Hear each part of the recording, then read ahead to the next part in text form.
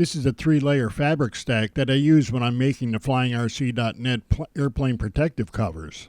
This is great at protecting planes, but it gave me fits when I was trying to sew it. When I tried sewing all 3 layers together, I began getting a little bulge ahead of the needle. The longer I sewed, the bigger that bulge got. And one way or another, I got it in my head that the top layer of fabric was stretching while nothing else was. And the more I tried to stop that top layer from stretching, the more frustrating it became. I tried pinning or clamping the layers together to prevent that bulge, but it just got worse. Then, completely by accident, I found out that both my Singer Simplicity and the Singer Confidence came with this walking foot attachment. That little light above my head went on when I read in the description that this foot is designed specifically for sewing multiple layers of fabric together.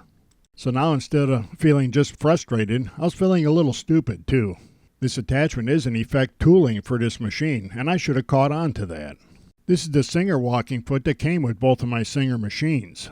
And this is the walking foot that comes from Distinctive that I found later. And as soon as I noticed this operating arm with the fork at the end, the Distinctive went to the head of my class. The operating arm on the Singer version just rests on top of the needle bolt.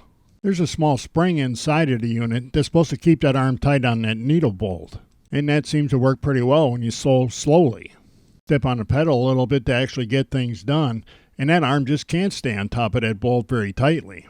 I tried adding a little oil to the mechanism to make sure everything was free floating, but it still had this little issue of creating the bulge now and then. The speeds at which even entry-level machines can sew pretty much guarantee that arm's going to be bouncing on top of that bolt when we go faster. These rows of teeth, called feed dogs, are what causes the material to move across the sewing machine.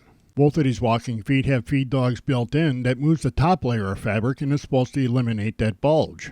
The forked operating arm on the Distinctive walking foot captures that bulge so the arm cannot bounce.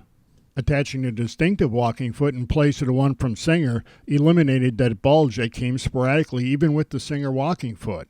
And I firmly believe that the difference is because Singer depends on that spring and gravity to move the arm downwards. With the Distinctive walking foot installed, that forked arm means that I get full motion every time the needle goes up and down. And that forked arm means that the feed dogs in the Distinctive walking foot are timed to the ones in the base of the machine. And that keeps the top and bottom layers of the fabric sandwich moving at the same rate, and the bulge is gone. To me, that forked operating arm makes this a simple decision. The Distinctive walking foot costs me $7 to $9 more than the Singer version from what I've seen. Of course, if the cost of the fabric that can get ruined when that bulge comes back doesn't bother you, you can go ahead and save the $9. If I want something to bounce, I'll go find a ball someplace.